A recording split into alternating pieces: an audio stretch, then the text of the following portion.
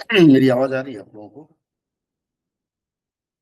Yes sir. चलिए, जी sir, आ रही है। बस हम 2 मिनट में शुरू कर रहे हैं।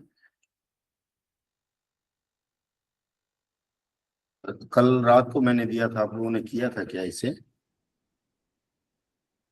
किसी ने किया है इसको?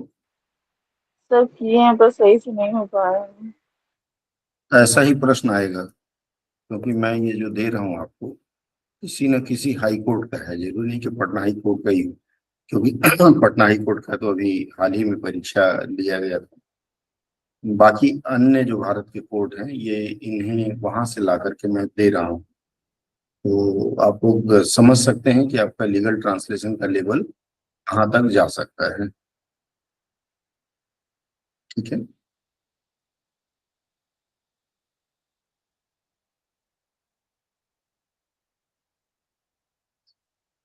2 मिनट में हम शुरू करने जा रहे हैं, बस इसकी रिकॉर्डिंग ऑन कर रहा हूँ मैं। अगर रिकॉर्डिंग ऑन करते समय किसी का कट जाता है तो दोबारा ज्वाइन करेगा, किसी और आईडी से ज्वाइन कर लीजिएगा।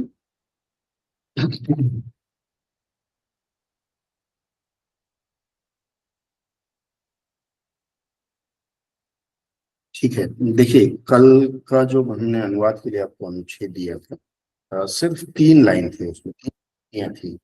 लेकिन ये 3 पंक्तियां भी काफी दुखदाई हो सकती हैं, है ना?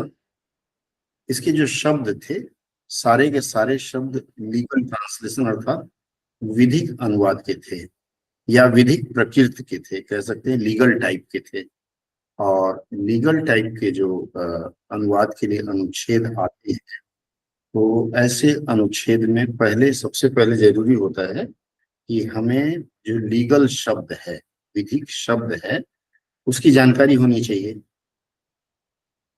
उसकी दो तरह से जानकारी हो सकती है, या तो हमें ऐसे शब्द पहले से पता हो, और नहीं तो फिर हम ऐसे शब्दों के बारे में अपने मन से कुछ अनुमान लगाएं।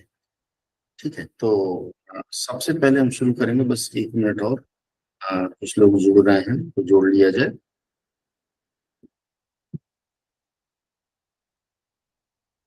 अगले 1 मिनट में हम शुरू करेंगे, तो जो जुड़ने वाले हैं उनको जोड़ लेते हैं, ताकि शिकायत न रहे।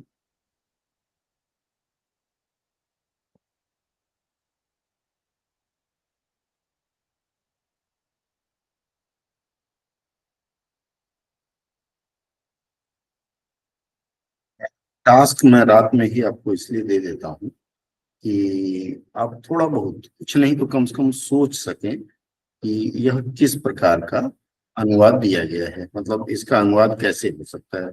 वो कहते हैं रात को जब सोते समय आप मंथन करते हैं, तो नींद में भी आपको, सपने में कहते हैं ना, सपने में उसके ख्याल आएंगे, और जब उसके ख्याल आएंगे तो आप अनुवाद अच्छा कर पाएंगे। बस आखिरी मिनट है, तो एक लोग और जुड़ रहे हैं, उनको जोड़ लें, फिर शुरू करते हैं। चलिए, मैं जरा आपको पहले टेक्स्ट दिखा दूं। शेयरिंग बंद कर रहा हूँ।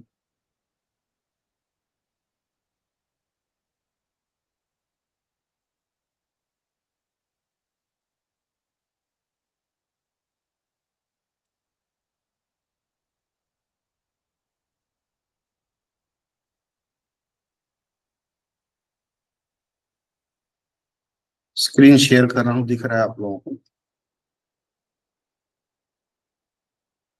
स्क्रीन दिख रहा यस है, हाँ सर, या दिख ना, रहा बताइए ना। है, दिख दिख रहा रहा है। है सर। ठीक है, चलिए शुरू करते हैं। देखिए, हम जहाँ से शुरुआत करना चाह रहे थे, यह जो पैसेज है, पैसेज बहुत क्लासिकल है। क्लासिकल इस अर्थ से कि इसके जो शब्द हैं, पूर्णतः, जिसे कहते हैं टोटली, अभी यह शब्द भी आएगा, टोटली लीगल है। और अगर लीगल शब्द हैं तो आपको उसी रूप में उसका अनुवाद भी करना, यह मैंने बताया है। तो सबसे पहले हम लोग चर्चा करेंगे कि ये जो शब्द हैं, शब्दों का अर्थ क्या होता है। ठीक है, वाक्य दिख रहा है या फॉन्ट दिख रहा है, या और बड़ा करें थोड़ा सा, बताएं। दिख रहा है ना फॉन्ट? सर ठीक है, दिख रहा है। ठीक है, चलिए। वाक्य है, जी बोलिए। वाक्य है वी में स्टेट, ये वाक्य यहाँ शुरू होता है, वी में state with profit that principle of legal justice, principle of natural justice should neither be treated with absolute rigidity nor should they be imprisoned in a straight jacket। यह आपका मतलब वाक्य है। अब इसमें जो शब्द आए हैं, थोड़ा सा शब्दों का भावार्थ समझ लेते हैं और शब्द समझ लेते हैं शब्द क्या है। देखिए, सबसे पहला जो शब्द है वह है प्रिंसिपल ऑफ नेचुरल जस्टिस। यह जो प्रिंसिपल ऑफ नेचुरल जस्टिस शब्द है, यह अक्सर आप देखेंगे कोर्ट कचहरी में यह चलता ही चलता है। प्रिंसिपल ऑफ नेचुरल जस्टिस के लिए प्राकृतिक न्याय का सिद्धांत, यह इसकी हिंदी होती है, प्राकृतिक न्याय का सिद्धांत। उसके बाद अगला जो शब्द है वह है एब्सोल्यूट।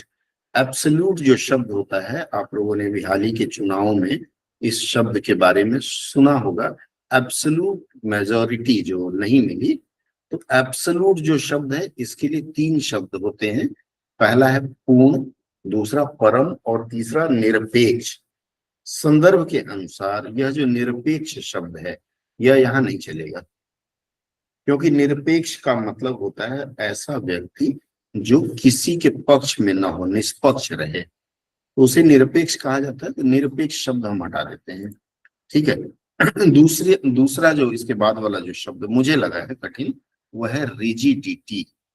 रिजिडिटी को हम लोगों ने दृढ़ता शब्द के रूप में देखा है, हो सकता है इसका वाक्य प्रयोग करते समय एक अलग अर्थ निकले।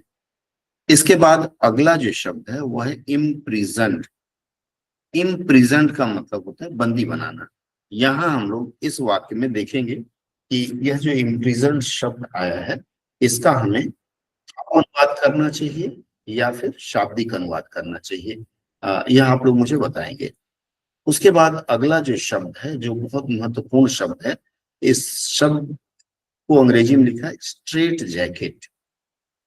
थोड़ा सा इस शब्द की कहानी बता दूं मैं आप लोगों को। स्ट्रेट जैकेट एक तरह का मुहावरा है, फ्रेज है।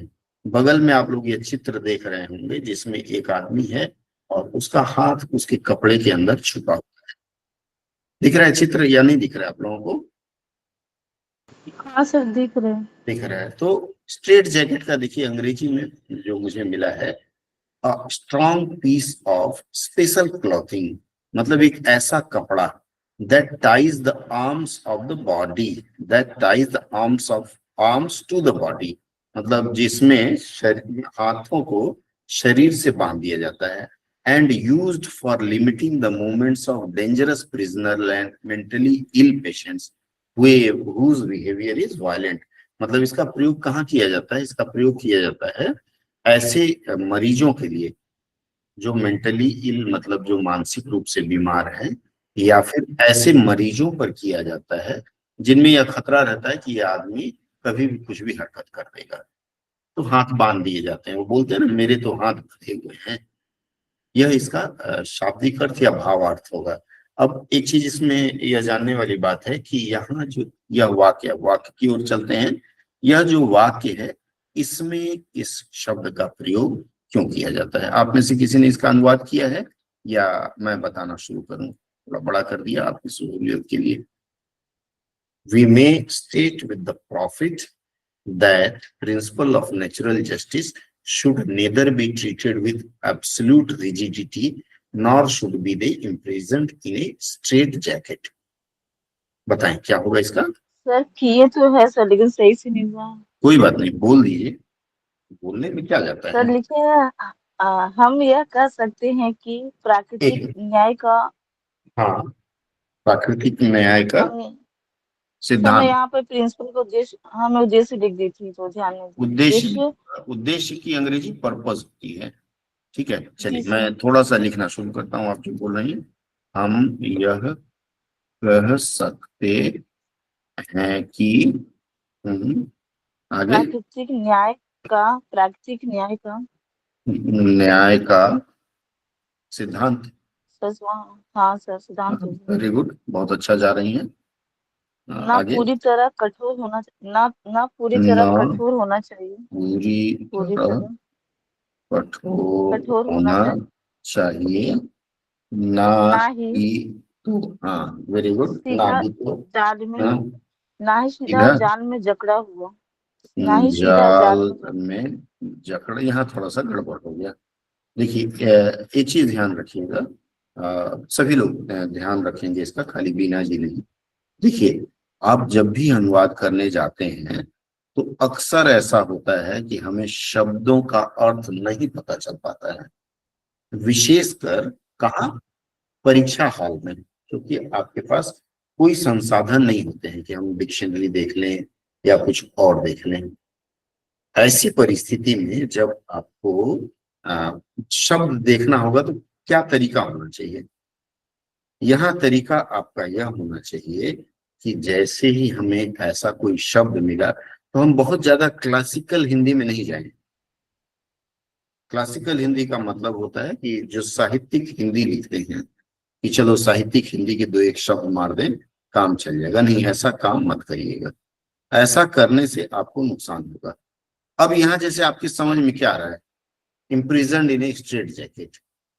हाँ, इसके लिए कुछ और आसान शब्द लाने का प्रयास करें। बताएं, और कोई कैद। बताना चाहेगा? हाँ, कोई एक आसान हाँ शब्द जी प्रयोग सर। करें। जी, बोलिए। कैदी। इम्प्रिजन के लिए कैद है, मैंने कैद किया जाना लिखा है सर। हाँ, तो वाक्य बताएं, आप वाक्य में आपने क्या लिखा है? हमने लिखा है सर, हम लाभ के साथ कह सकते हैं कि प्राकृतिक लाभ। न्याय के हाँ, सिद्धांत। हाँ, प्राकृतिक न्याय के सिद्धांत ना तो कठोरतापूर्ण व्यवहार के साथ होना चाहिए और ना ही सीधा जैकेट में कैद किया जाना चाहिए। ये जैकेट वाला भी आपने थोड़ा सा सेंस नहीं लगाया, मतलब भाव का प्रयोग करने का आपने प्रयास नहीं किया। कोई बात नहीं, आपने प्रयास किया, यह बहुत अच्छी चीज है। ठीक है, चलिए नेक्स्ट, और कोई? देखिए, कठिन अनुवाद करेंगे तभी लाभ होगा आपको। जैसे वी में स्टेट विथ प्रॉफिट, ये जो विथ प्रॉफिट है, क्या है? प्रॉफिट को अगर मुझे बोलना होगा, अमित जी आप बोल पाएंगे? मिस्टर अमित कुमार,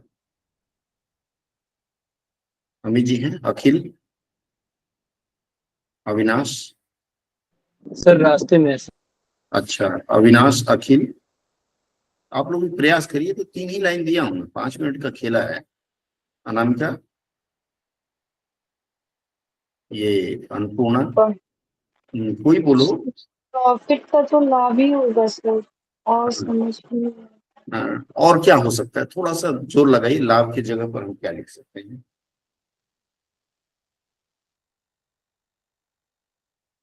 अगर हम विश्वास लिखें तो?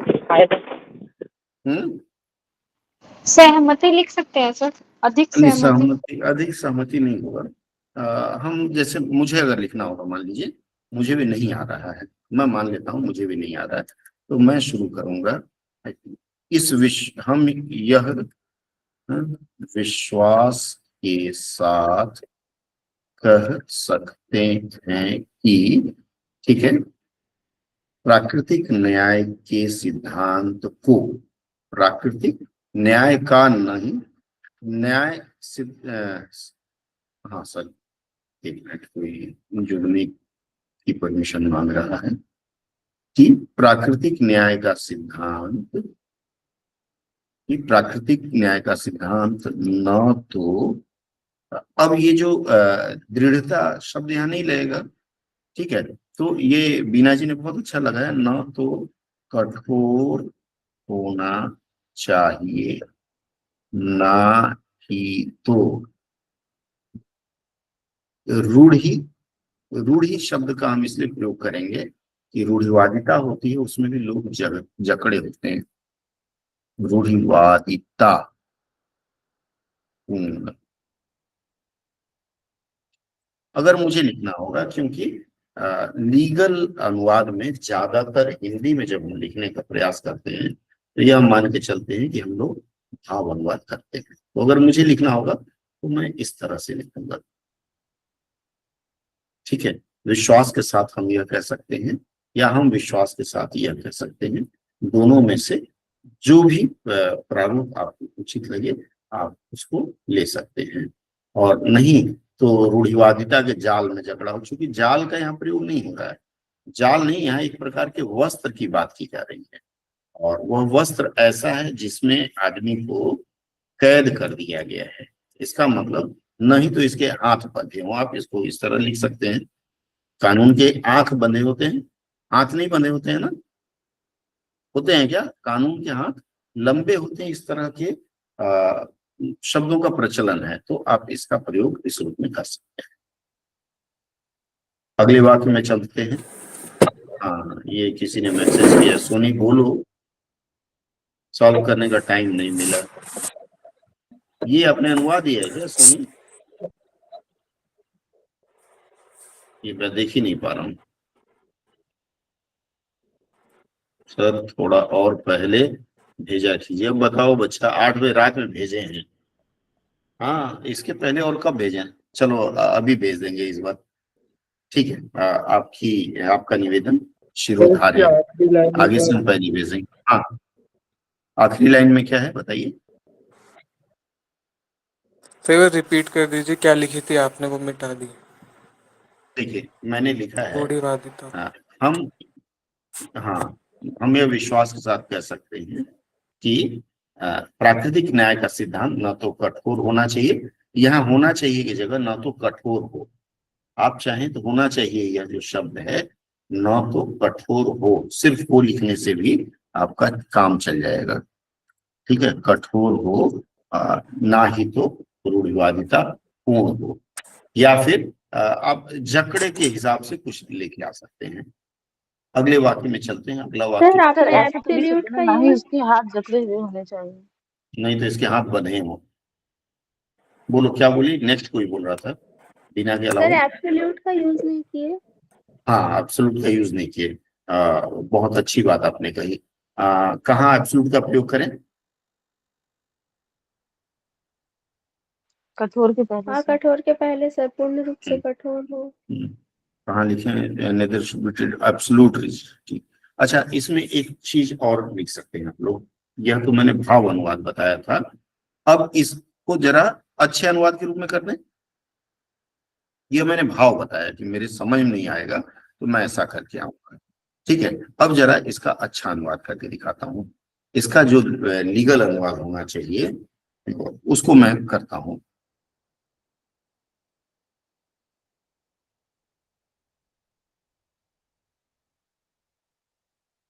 विश्वास के साथ यह कह सकते हैं कि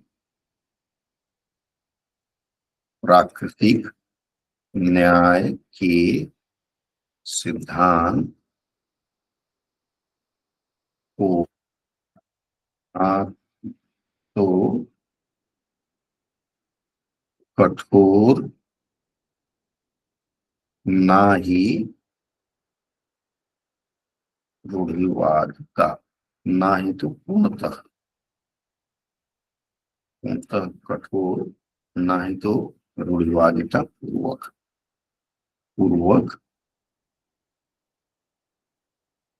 प्रयोग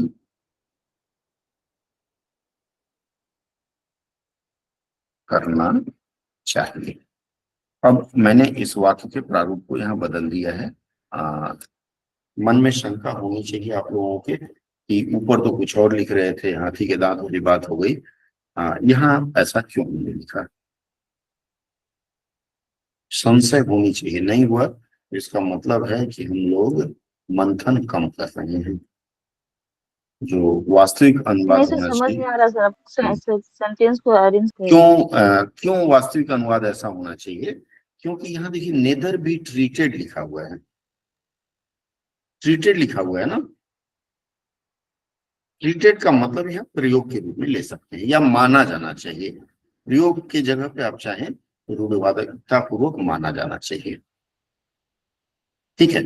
तो ये दोनों भाव अनुवाद और ये दोनों अनुवाद रहेगा, आपको जो पसंद हो आप उसके अनुसार चलिएगा। चूंकि इस तरह के अनुवाद पर आपका पहला मंथन है, इसलिए मैं आपको दोनों स्कोप देता हूँ।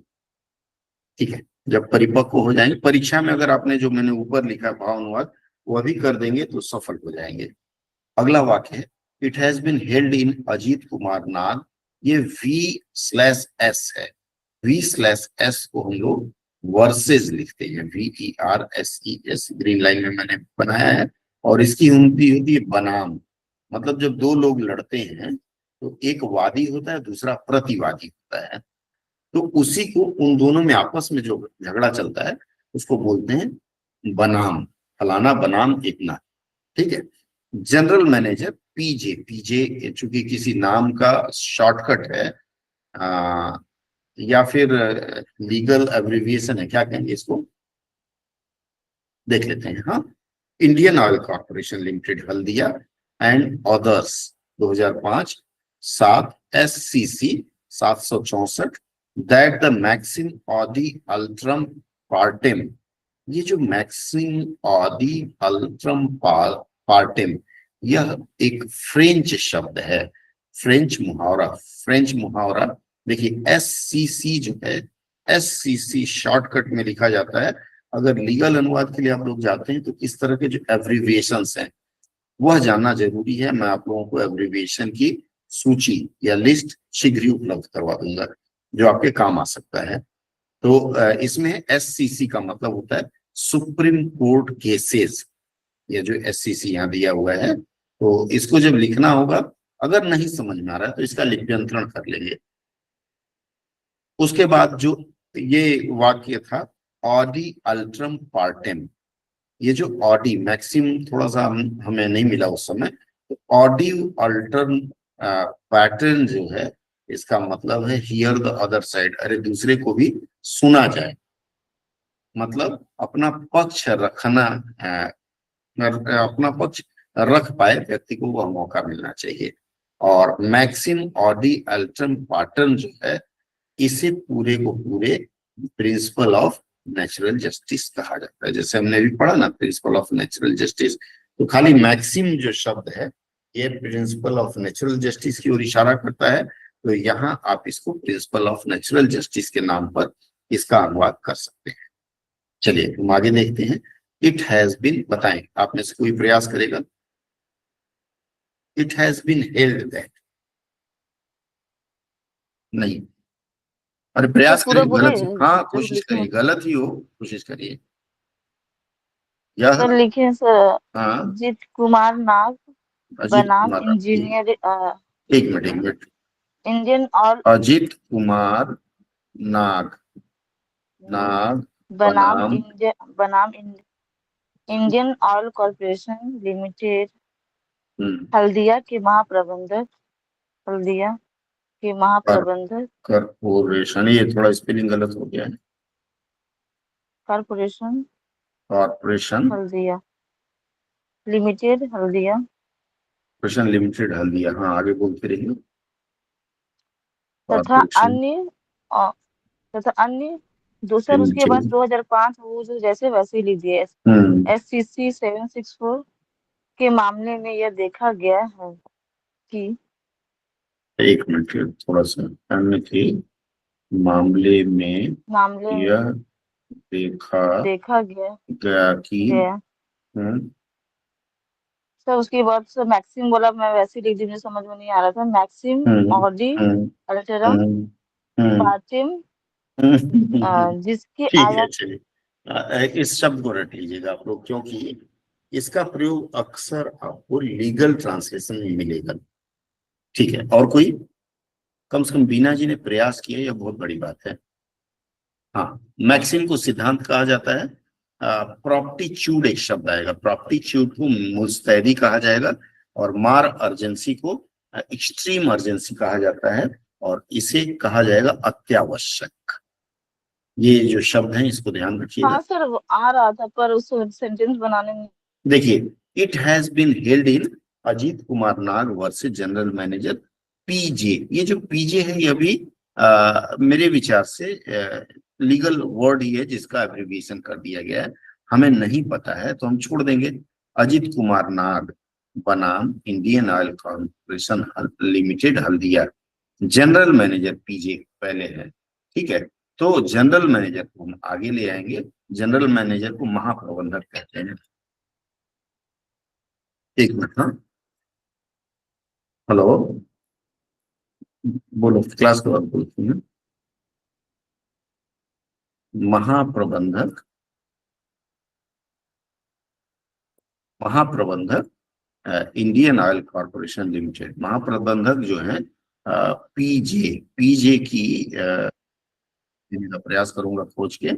इसको हम अभी पीजे ही लिख देते हैं हम, ये पीजे, ठीक है। इंडियन ऑयल लिमिटेड, हल्दिया तथा अन्य। उसके बाद ये 2005 है ना, तो इसको आपने वैसे ही लिख दिया, बहुत अच्छा किया है, ठीक है। 2005 7 7। अब जब मैंने आपको बता दिया कि सुप्रीम कोर्ट केस है, सुप्रीम कोर्ट को क्या बोलते हैं हिंदी में? एक एक शब्द का तो आप लोग बताइए। उच्चतम न्यायालय उच्च न्यायालय। उच्च न्यायालय। उच्च मतलब हाई होता है, सर्वोच्च सर्वोच्च न्यायालय। है। क्या बोले हैं आप? उच्चतम न्यायालय। नहीं नहीं, सर्वोच्च न्यायालय से। एक कोई भैया कुछ बोल सर्वोच्च रहे थे, न्यायालय। कोई बोल रहे थे, अरे भैया बहना लोग बोल रही हैं, कोई भैया बोले थे, मैं सुन नहीं पाया, नाम नहीं सुन पाया, बताएं कौन बोला था? आपका शब्द बहुत अच्छा लगा। नहीं बोल रहे हैं, चलिए ठीक है। सर्वोच्च न्यायालय मामला या फिर सर्वोच्च न्यायालय का मामला, आप इस तरह से इसको लिख सकते हैं। और उसके बाद क्या है, मामले की संख्या क्या है? 764। इसको बीना जी ने यथारूप लिखा है, बहुत अच्छा किया है। हाँ, अजित कुमार नाग महाप्रबंधक, अजित कुमार नाग बनाम इतना इतना इतना का मामला इतना इतना इतना, ठीक है। का मामला तो दोबारा के मामले लिखना जरूरी रहेगा क्या बीना जी? नहीं सर, का मामला में हो जाएगा सर, दोबारा लिखना जरूरी नहीं। लिख, नहीं लिखा जाएगा, कारण क्या है, यहाँ सर्वोच्च न्यायालय में यह मामला है, ठीक है। के मामले में यह देखा गया कि मैक्सिम ऑडी अल्ट्रम पार्टन, इसका हमने आपको बता दिया, क्या बताया? किसका सिद्धांत मैंने बताया था? प्राकृतिक, ठीक है। ये प्राकृतिक न्याय का सिद्धांत मैंने आपको बताया, इसके लिए तो आप यहाँ प्राकृतिक न्याय का सिद्धांत यहाँ ले लीजिएगा। देखा गया कि प्राकृतिक न्याय का सिद्धांत, इसको हमने ले लिया। कैन नॉट बी इन्वोक्ड, लागू नहीं किया जा सकता, बाद में इसको हम सजाएंगे, हाँ, लागू नहीं किया जा सकता। यहां तक समझ में आया? हाँ या ना बताएंगे, फिर हम आगे बढ़ेंगे। बताएं, आप लोग मौन हो गए। सर वो जो मैक्सिम ऑडी जो था उसके लिए पूरा आ गया प्राकृतिक न्याय का सिद्धांत ना। हाँ, लागू नहीं किया जा सकता, ये वाला जो हिस्सा है, कैन नॉट बी इन्वोक्ड, हाँ, इतना हमने एक साथ ले लिया। अब ये जो लागू नहीं किया जा सकता, ये क्या है? क्रिया है या क्या है? लागू नहीं किया जा सकता, बताइए। यह क्रिया का अंश है। आप लोग बोल नहीं रहे, इसका मतलब आप लोगों को आनंद नहीं आ रहा है, और आनंद नहीं आ रहा है तो फिर मजा नहीं आएगा, ठीक है। कैन नॉट बी इन्वोक्ड, जो किया नहीं जा सकता, यह क्रिया का अंश है, यह अंत में चला जाएगा, ठीक है। तो if the import of such maxim would have the effect of paralysing the administrative process, पहले हम लोग इसको लिखेंगे, ठीक है। पहले हम इसको लिखेंगे, तो इसका अनुवाद क्या होगा कि के मामले में यह देखा गया कि यदि प्राकृतिक न्याय का सिद्धांत, यदि प्राकृतिक न्याय का सिद्धांत effect of paralysing the administrative process, किसका सिद्धांत? प्रशासनिक प्रक्रिया, प्रक्रिया,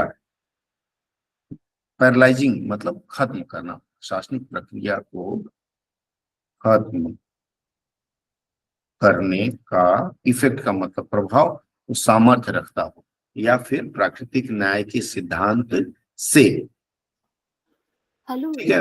हाँ सर, बोलिए। हाँ, बोल रहे हैं सर, ये स्क्रीन जो है ना वो नहीं आ रहा है स्क्रीन नहीं आ रहा है। आप एक बार नहीं सर, रिफ्रेश देख करिए, आप एक बार रिफ्रेश करिए दोबारा, रिफ्रेश क्योंकि मेरे कैसे होगा सर? फिर से लॉगिन कर जाइए। आप लाल उसमें बटन है उसको क्लिक करिए और दोबारा लॉगिन कर जाइए। अच्छा अच्छा, धन्यवाद। ठीक है। तो इसमें है, मामले में यह देखा गया है कि यदि प्राकृतिक न्याय का सिद्धांत प्रशासनिक प्रक्रिया को खत्म करने की ताकत रखता हो या खत्म करने लायक, या फिर आप इसको लिख सकते हैं सिद्धांत से प्रशासनिक प्रक्रिया को खत्म होने, यहाँ खत्म नहीं, बाधित या रुकने होगा, बाधित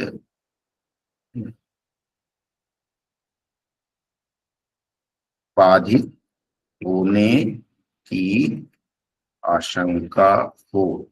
ठीक है। और वेयर द नीड फॉर प्रॉम्प्टिट्यूड और द मार अर्जेंसी सो डिमांड, या जहां, क्या लिखा है हमने, मार अर्जेंसी के लिए क्या लिखा है, और प्रॉम्प्टिट्यूड को मुस्तैदी, इसका मतलब है या जहां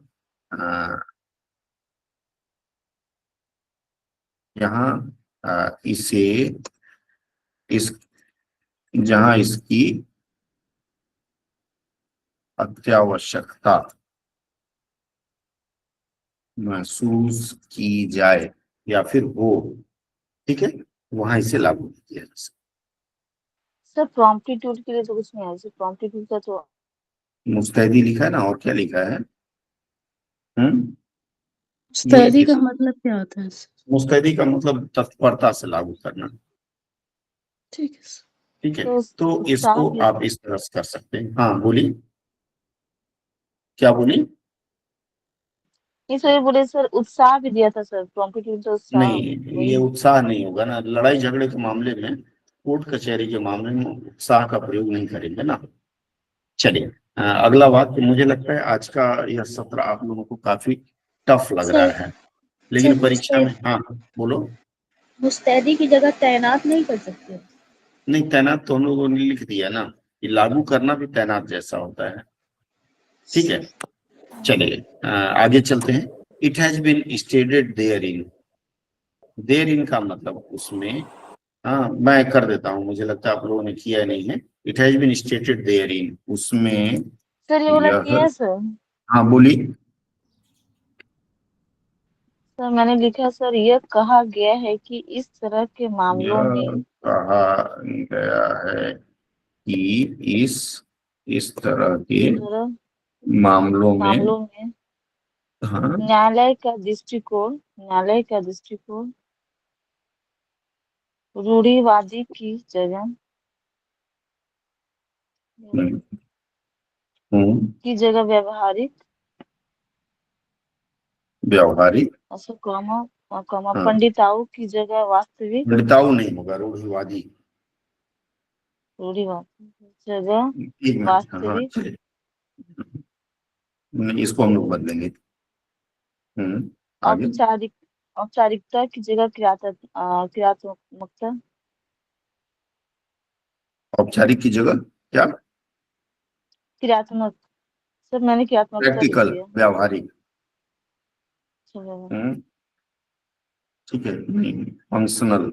और चलिए दिखावे इसको हम की लोग जगह बदलेंगे। उपयोगी होनी चाहिए, दिखावे की जगह उपयोगी उपयोगी होनी होनी चाहिए। चाहिए, थोड़ा बहुत परिवर्तन करेंगे। और किसने किया है इसको? सर इसमें कहा गया है कि हाँ, एक मिनट स्टार्टिंग ले में, लेता हूं। हाँ, इसमें कहा गया है कि आगे। बाकी सर सेम ही है, ऐसा ही है मतलब। चलिए, बहुत अच्छा प्रयास किया। देखिए, इसमें कहा गया है कि बीना जी यही होगा, that the approach of the court in dealing with such cases, dealing with such cases, तो इसको आपने लिखा है ऐसे मामलों में या इस तरह के मामलों में न्यायालय का दृष्टिकोण बहुत अच्छा है, should be pragmatic rather than pedantic. Pedantic जो शब्द होता है रूढ़िवादी, आपने लिखा है रूढ़िवादी की जगह व्यवहारिक होना चाहिए, वेरी गुड। उसके बाद आपने लिखा है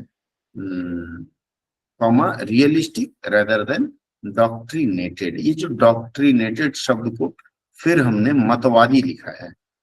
ठीक है, मतवादी मतलब कोई एक मत लेकर के आप चले गए, तो यहाँ मतिवादी हुआ,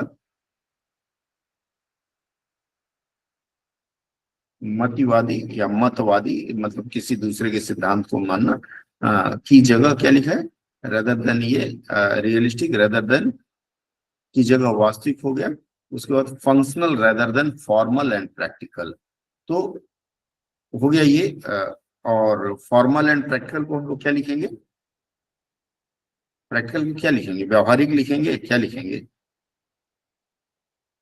व्यवहारिक लिखेंगे, सर दो बार व्यवहारिक। व्यवहारिक हो जा रहा था इसलिए मैं वहां पर नहीं लिखी।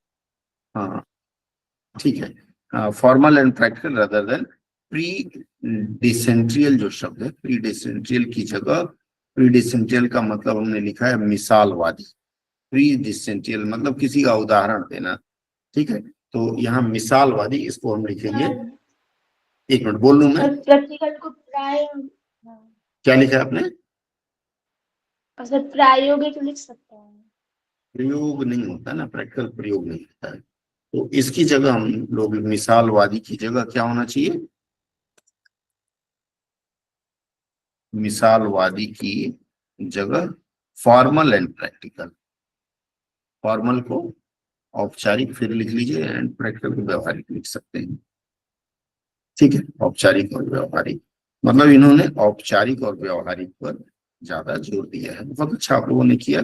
जिन लोगों ने प्रयास नहीं किया मैं उनसे आग्रह करूंगा कि इसका स्क्रिप्ट मैं आप लोगों को नहीं दे रहा हूँ, तो जिन लोगों ने नहीं किया है मैं उनसे आग्रह करूंगा कि आप लोग इसको स्वयं करने का प्रयास करेंगे। एक बार अगर आप लोग प्रयास करेंगे स्वयं करने का तभी बात बनेगी, नहीं तो ऐसे सत्र का कोई लाभ नहीं है कि आप खाली सुनते रहें। ठीक है, किसी का कोई प्रश्न हो तो बताएं, नहीं तो सत्र समापन की ओर ले चलें। रिकॉर्डिंग बंद कर रहा हूँ, लाइव टेलीकास्ट बंद कर रहा हूँ। लाइव टेलीकास्ट ऑन रिक्वेस्ट आप लोगों को इसकी रिकॉर्डिंग मिल सकती है। मैं इसको ओनली मेंबर्स करने जा रहा हूँ। हाँ ठीक है, क्योंकि जो लोग अभी जुड़े हैं उनके लिए फायदेमंद रहेगा।